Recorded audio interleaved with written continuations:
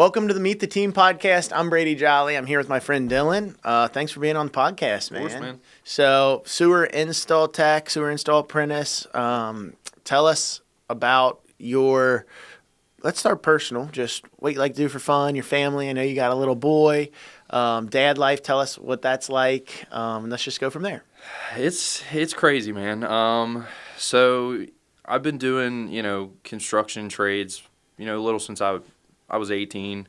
I think everybody kind of bounces around. And then, I had a kid and just kind of started trying to figure out how to balance that life of being, a functioning adult and contributing to society while also building this little person up from the ground, and trying to, what everyone says, you want your kids to be better than you were, or you want to be better than your parents. So I think that's the biggest goal, is like trying to, because, the stigma with the guys in the trades, like we're all a little rough around the edges, it's a little different here, as opposed to some other places. But I feel like here, we're kind of we're rough around the edges, but we're mellowed out, if that makes sense. We've worked with some people that were, a little, a little wild. But yeah, so I think exposing myself to like the real world, and kind of, I even do it with customers. Like I'll ask customers, about their kids and certain things, like if they do this or if they do this, just because I'm a strong believer on as much information as possible. Yeah. And it's cool, man. It's a wild ride, seeing like him get sick and then like having to deal with that and navigate the going to the doctor, and because my parents did that for me, so now I'm doing it for someone else. It's a lot harder to figure that out, and like having to make sure he's breathing in the middle of the night, or make sure he isn't choking on a spit or something. It's wild. It's a whole other job. It's a responsibility, man. It's crazy, man. How old is he now? 16 months. 16 months. That's right. He's right behind crew ours. I think he's 4 or 5 months younger. So yeah, man. It just continues to get more fun as they get older too. It's awesome. I mean, I feel like every milestone, for the dad at least for me, it's been so much fun. For me, the big thing is like I really struggle with the nonverbal, if that makes sense. Like when they're really young and they can't explain themselves. Like, hey, I need this. Hey, I need this. So like, that's what his mom is great at. Great at like, oh, well, he needs this. I just know he does. Me, it's like he's getting to a point where he can point to things. Yeah. And he can start somewhat asking for, if he wants his bottle, or he wants his water, or he wants this or that. But that's where I struggle most, is like trying to kind of be one step ahead of what he needs. And I don't know why. I don't know why I feel like that's a man thing. Like we struggle with that. I don't know if it's like we're just not in touch with that side of things. But it's great, man. It's a blast. Like I said, especially just seeing them grow up. And like I feel like just yesterday, like you guys had crew. Yeah. We had ours, and it's like it's already been almost 2 years. It's crazy. And dude, I just I can tell how much like everybody cares for their child, but like how much you just have dove into wanting to be a great dad, and I know you're a great dad, and it's been cool watching you on the journey since you guys had them. So I appreciate really that, cool, man. Why don't we just dive into work and the trades? Walk us through kind of your career path and what landed you at Jolly. Okay, so I kind of started. I didn't start in the trades. I started at Domino's when I was 16. I was there like 4 years. Was their youngest assistant manager they had in the regional family chain that they had. Then kind of did retail for a while. Wasn't a big fan of it. And then I started doing construction. When I was maybe 18, I got a traveling construction job, demoing warehouses. Now, it was awful. It was terrible. It was. What do you mean traveling? So we would go. When I started there, we lived in a Days Inn for like 3 months in Mount Sterling, Kentucky, which is in the middle of nowhere. If you've never been down there, it's about 2 hours south of here. There's literally nothing to do, and that's what we would do. We would just travel. The guy that ran it would take bids from different companies or different warehouses or in different states and stuff, So I mean, we went all over. We went, Mount Sterling, West Virginia. They just went to Oklahoma. I still have a couple buddies that work there. Wow. They go all over the place, and it's a grind. I can imagine. From there, I went to another construction company, worked with my cousin. It's called VCI. It's veteran owned, and they do a bunch of like federal work. So when I was there, we were at the VA on Vine Street. Yep. And that's pretty much all they do is just any federal building, federal funded, jobs. That's what they do. Now, as far as Jolly, when I got out of the trades and kind of did like a little stint of like, I didn't really know what I wanted to do. And I was probably 20, maybe 21. And I was just like, man, what can I do, that's going to be a career that is going to benefit me in some way. And the biggest thing is like, I'm pretty hard-headed when it comes to, especially now, the older I get, like I just want to help people. I just want to be able to get out of bed and feel good about what I'm doing. So I was like, yeah, let's try it. I applied to probably 30 plumbing companies, okay, and Jolly was the only one that called me. Now, since then, I've had a couple places call me to try to get me to come there, and it's like,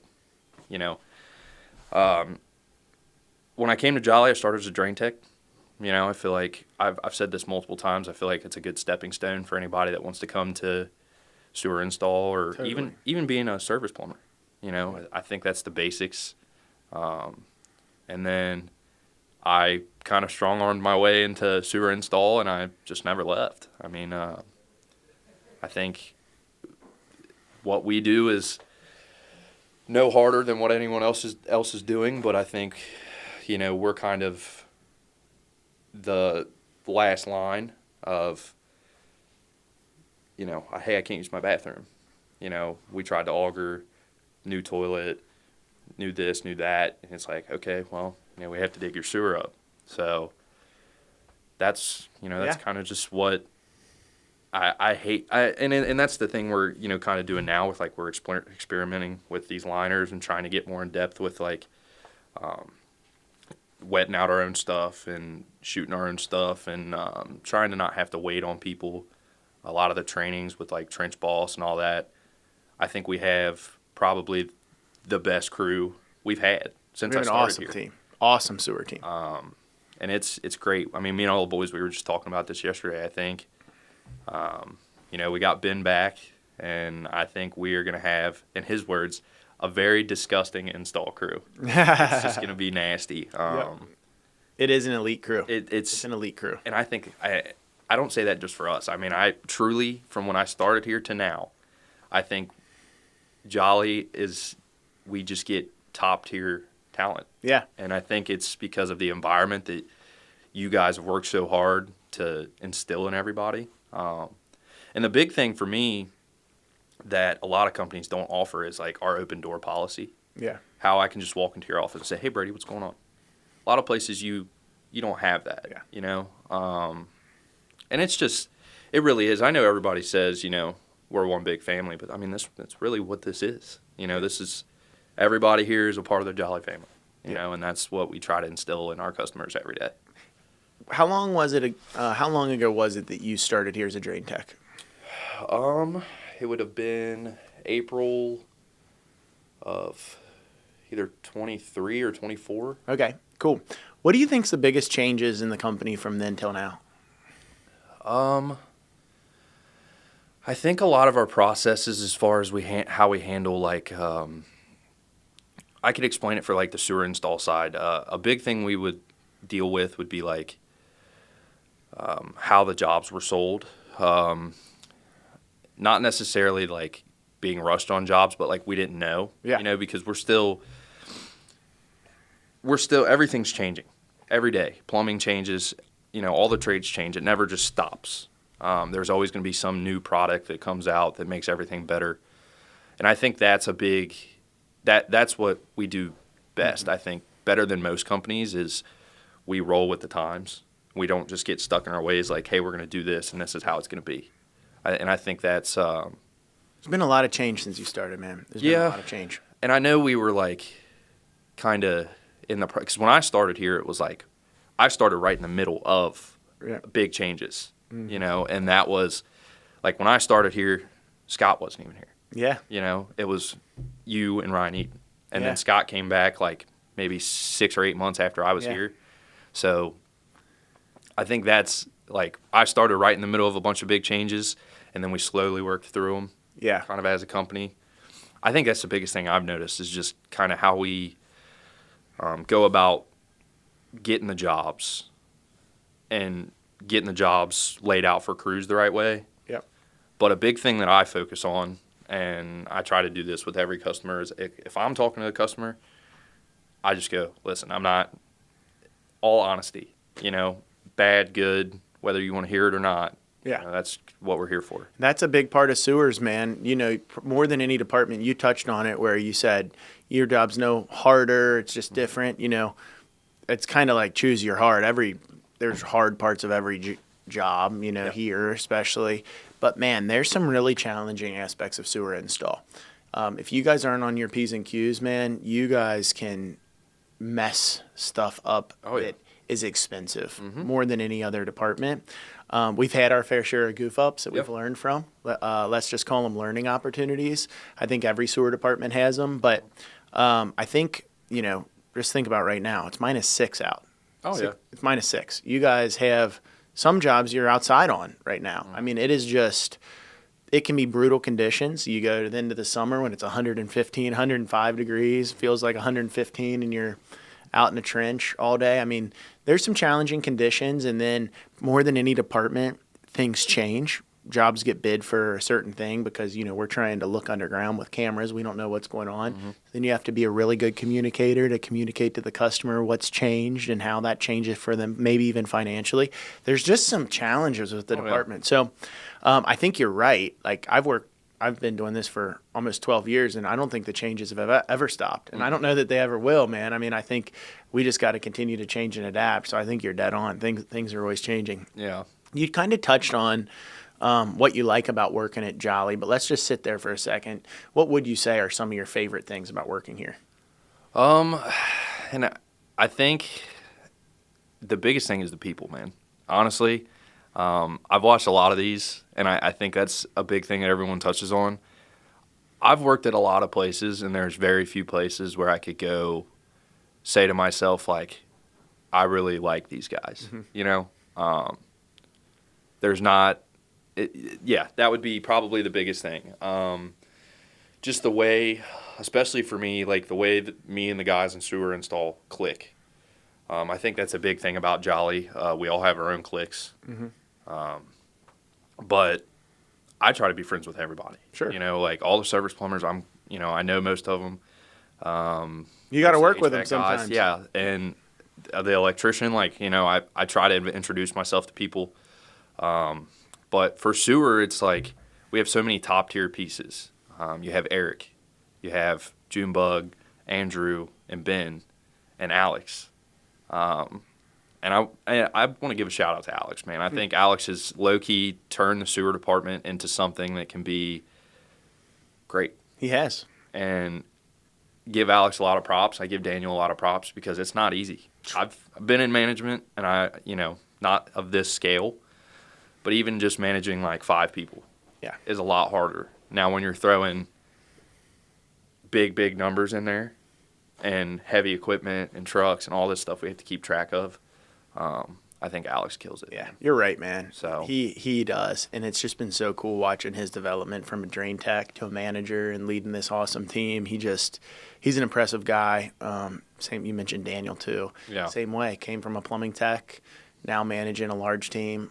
It's really impressive from both those guys. So I appreciate you acknowledging that because those are challenging positions. Yeah. Those guys both do a first-class job at it. What about, you touch on your different jobs you've had. I think that sometimes some of our best employees are people that have experienced other positions, outside of the trades, inside the trades, seen the bad side of trades, the rough, like not great culture side Yeah. of trades, and then they land here and it's like, oh, this is what, at least what we're trying to make it is Right. what we think's the good part of the trades, building people up, empowering people, being on a team, growing together, challenging one another, holding each other accountable, winning together, like all of those things we talk about in our core values. What has that? What would you tell somebody that's considering getting in the trades, that's maybe been through a lot of the things that you've been through with different job positions? What would you tell them about finding a place kind of like Jolly? The first thing I would say is, you got to put feelers out. For me, my situation was a little bit different. I know multiple plumbers that don't work at Jolly. I know plumbers that own their own companies. I know, it's not always about the resources you have. You really have to do your research. As far as, for me, when I came to Jolly, I knew someone that worked here. Who did you know? Audrey White. Okay, yeah. Yeah. Okay. She forgot was the only reason she was like, hey, come to Jolly. So I forgot that connection. Cool. I think the big thing is trying to get some feelers out there, whether you have experience or don't have experience, especially in today's society. Yeah. Because 10, 20 years, we need plumbers. We need them now. We don't need them in 10 years. We need them now. So it's the same thing as like young kids. It's like, just do it. Yep. Just do it and Just dive try it. in. If it doesn't work out, it doesn't work out. Yep. Especially like the big difference, like if you have worked in a union trade, or I was talking to Ben about Me this. too. It's crazy. It's so much different because you got to think those guys are like, we say, like we're rough around the edges and we're, those guys, when I was at the VA, those guys are another level of insane. Like the iron workers, anybody like that wasn't a carpenter or a painter or an electrician, like I props to them, because it's a lot harder than it looks when you're not at this level. Yeah. When you go up to that next level, which I would consider like that's big league. We're big league, but in residential. Yeah. Big league. When you're working on skyscrapers Yeah. and industrial. If you're like a Nelson Stark, for instance, who does huge jobs, or like Messer, where they do huge construction jobs building hospitals or something like that.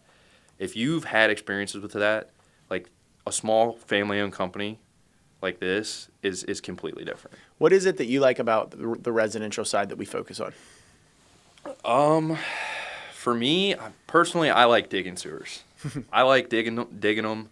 I'm slowly coming around to being like let's just shoot liners. Yep. But I think that's the big thing, is like when we're on job sites, we just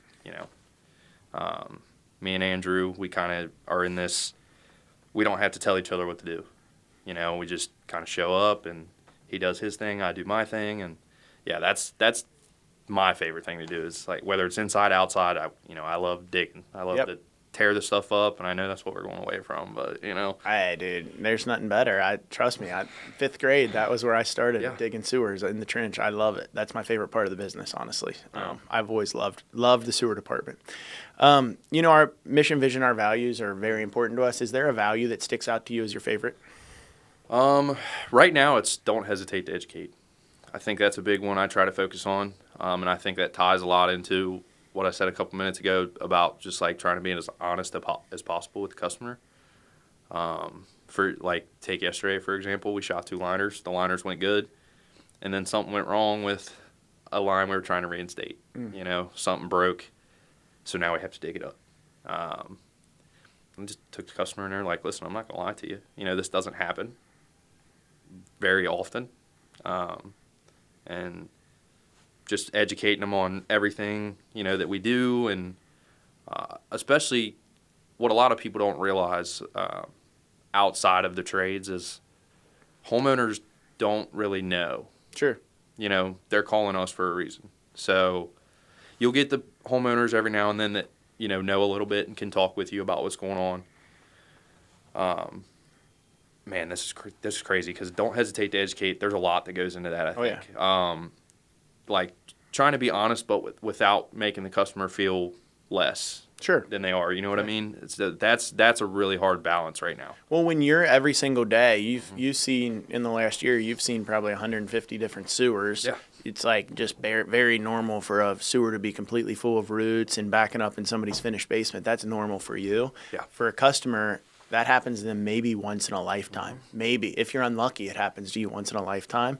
So it can sometimes be the biggest, like the worst thing that's happened to somebody, like in a whole year. Oh, yeah. Their sewer breaking Definitely. and them being out 15 to 20 grand and having this huge disruption. It looks like a bomb went off in their yard if we're unable to line it. Like it's a insanely massive disruption to people. So having the empathy, and I think you do a great job of that. The sewer team does a great job of that. Having the empathy to realize this guy's going through it, or this lady, this couple's going through it. We need to make sure that we're not just rolling in like, oh, it's no big deal. It's just another job. So Yeah. I think that's don't hesitate to educate. Value is that's a big part of it. Right? Yeah. Cool. Is there been any like crazy, interesting, insane things that have happened out there? There's there's been several. I have two of them that I can touch on really quickly. One of them wasn't my job, but we all ended up down there. It was down in Falmouth, and I think it was like a multi-department. Like we were all doing work there. It was this family had bought this like store, and they turned it into their house down in in that strip on Old Falmouth right there. And we were shooting a liner. Well, I guess they didn't know it had backed up, and it backed up in the basement. But there was no access. Like you have to walk around to the storm door, go down in the basement. So nobody was going down there. Nobody knew. And when we got there, they had got it all out. But everything, you walked into the basement, everything was black. Like as black as that curtain. Dude, it had been backed up for so long. The floor was moving. The entire floor, the walls, everything. Worms and everything. Maggots and Oh, from sitting there for so long. And they had kids upstairs and everything. And I was like, man, we got to get this fixed. Like, this is bad. yeah. Yeah. And that's that rough. was really, really bad. But I would say the first one that I dealt with where I was like, okay, like made me think about my life choices. Because you'll get one of those. I maybe get 2 or 3 of them a year where I'm like, Oh, yeah. you know. Why am I doing this? I could be somewhere warm right now, you know. We had this job over in Covington. And this dude's sewer was backed up. We get there, locating it, whatever. There's an old Corvette, like the first model Corvette. He had like 4 of them Sweet. in his garage. Well, me and a guy that used to be here had to push this car out of his garage. It probably weighed 8,000 pounds. Didn't start. It wouldn't start. No, it'd probably been sitting there 40 years. Oh, wow. Okay. Like, it was a nice car. That's cool. Oh, man. Jackhammered the garage floor up, find the pipe, and I was still pretty fresh in sewer install. So now, like, I have, like, a little mental checklist I do in my head before I bust open a sewer. Like, hey, where's the clean out at? Can I camera it? Doesn't need to be augered, jetted, whatever. Well, this one, you know, bust the sewer open, floods the whole ditch out. Geyser. And thank God I had a Tyvek suit on. Cause, Oh, you did? yeah, I had a was lucky. Tyvek suit on. Well, it was already wet. So I was like, yeah, Tyvek suit, muck boots, and this thing, dude, I could not get it to go down. And I was literally covered head to toe. And I know we say that, like, we'll come in and be like, yeah, I'm covered head to toe. Like, this one, truly, I probably went home and showered for an hour. Like, Felt like you get it off you. You ever see those movies where they come in and they're, like, scrubbing with peroxide? And, like, that's what I was A like. murder scene. Like, oh, dude, I just, like, that was probably the worst that I dealt with. Now it's like, you know, go into a house, oh, it's really bad backup. Yeah. Like, whatever, you know.